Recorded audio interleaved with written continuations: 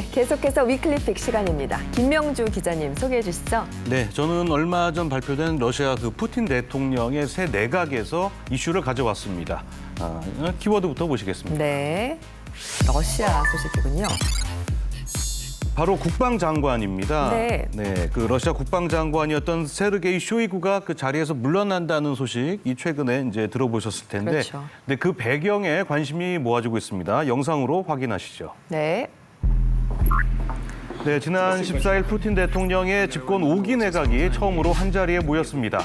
하지만 보이지 않는 한 사람이 있었는데요. 네, 2012년부터 국방장관을 지냈던 세르게이 쇼이구입니다. 쇼이구. 네, 푸틴 대통령이 함께 휴가를 보낼 정도로 신뢰하는 최측근으로 알려져 있죠. 휴가도 같이 갔었군요. 돈독했던 두 사람이었는데. 네, 하지만 우크라이나 전쟁이 길어지면서 러시아군이 고전을 면치 못하자 그 둘 사이에 이상 기류가 포착됐습니다. 저렇게 아예 등지고 서로를 외면했군요. 네, 이런 와중에 그 바그너 그룹 수장 프리고진의 반란도 일어났는데요. Герасимов! Где боеприпасы? 맞아요, 저렇게 대놓고 비판했었어요. 네, 심지어 그 지난달에는 쇼이구를 그림자처럼 보좌하던 최측근이 부패 혐의로 체포되기도 했습니다. 아하.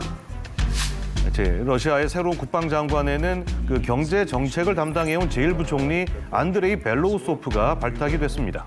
The Kremlin is cracking down on corruption, potentially ramping up military spending and digging in for a long war in Ukraine.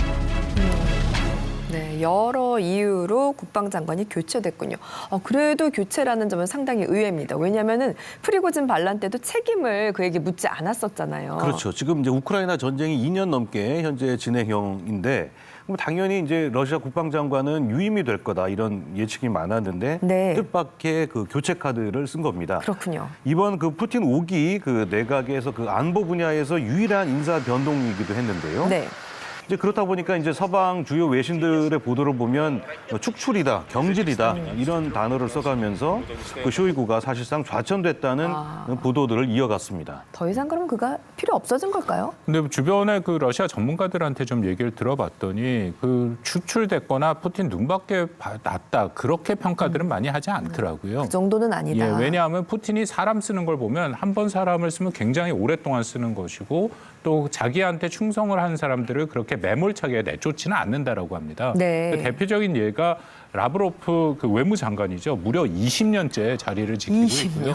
예, 그리고 쇼이구도 사실은 국방장관을 12년이나 했습니다. 그렇죠. 이번에 쇼이구가 자리를 옮긴 국가안보회의 서기라는 자리도 직책으로만 놓고 보면은 국방장관보다 좀 더 높아진 것이죠.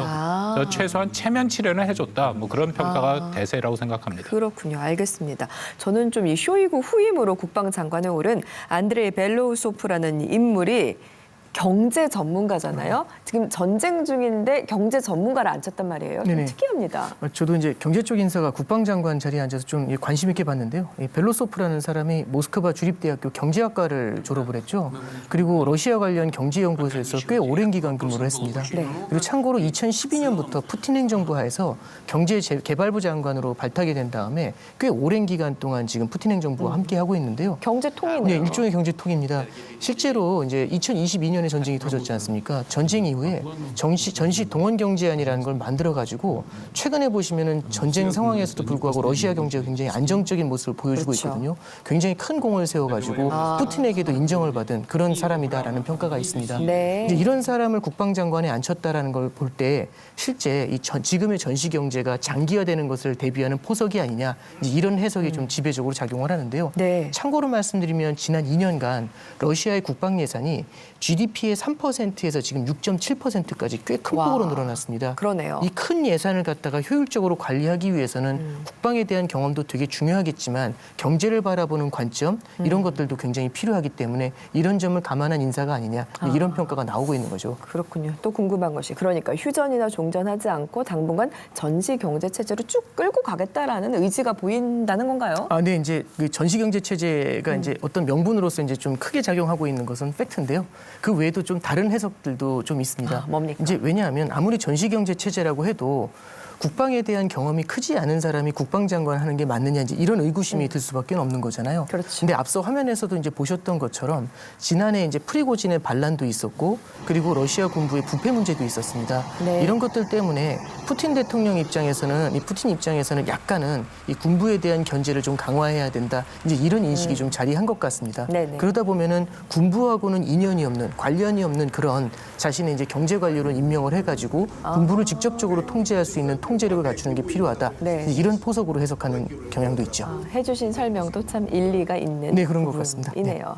이런 상황 속에서 지난 16일 푸틴 대통령이 중국을 방문해서 시진핑 주석과 정상회담을 가졌습니다. 우리는 어떤 부분을 주목해서 봐야 할 필요가 있을까요? 올해가 중국 러시아 수교 75주년이 되는 해라서 공동 성명을 보면은 뭐 정치, 군사, 경제 분야 다방면의 협력을 강화하겠다라는 내용이 그 안에 들어가 있고요. 특히 동북아시아의 세력 균형을 바꾸려는 미국의 패권 행위 시도에 반대한다라면서 미국을 경계하는 모습도 나타났습니다. 네. 근데 저는 여기서 중국의 태도가 약간 미묘한 것을 읽어냈는데요. 네네. 예를 들어 양국 정상회담이나 공동 기자회견에서 시진핑 주석이 미국이란 단어를 전혀 언급하지 않습니다. 전혀 언급하지 않았나요? 작년 11월에 시진핑 바이든 정상회담 이후에 중국은 미국과의 관계를 일정 수준 안정적으로 가져가려고 하는 그런 생각이 강하거든요. 네. 그렇기 때문에 미국에 대한 원색적 비난을 피했다라고 판단이 되고요. 반면에 뭐 푸틴은 당연히 대놓고 미국을 비판하는 이제 그런 모습을 보였습니다.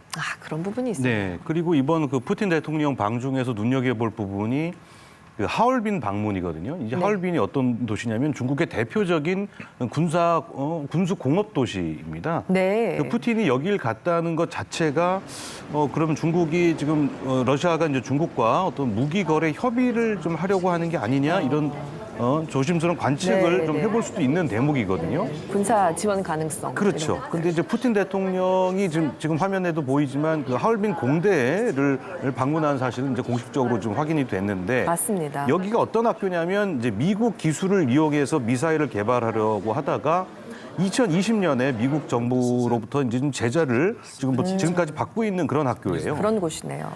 자, 이게 이제 재밌는 포인트는 이제 그 지난 14일에 중국과 러시아가 그 정상회담 그 일정을 동시에 발표를 했는데 네. 이 크렘린궁의 발표를 보면 그 푸틴이 하얼빈을 방문한다는 내용이 포함이 돼 있었어요. 그렇지만 그 중국 외교부 발표에는 그 하얼빈 관련 내용이 지금 제외가 되어 있었거든요. 보통 똑같이 발표하지 않습니까? 좀 이례적인 거죠. 보통 그 정상회담 관련 발표는 양국이 조율해서 이루어지는데 그렇죠. 이례적이라고 볼 수가 있고 이것도 마찬가지로 좀 전에 그 박 교수님께서 설명해 주셨던 것처럼 중국이 좀 미국을 좀 그 의식하고 좀 배려한 그런 행보가 아니냐 이렇게 해석을 해볼 수 있습니다. 미국을 의식한 중국의 행보이다. 이번 회담에서 푸틴 대통령이 시진핑 주석과 올림픽 기간 휴전 문제를 논의했다고 하던데 이 또한 어떻게 될지 주시해 봐야겠습니다.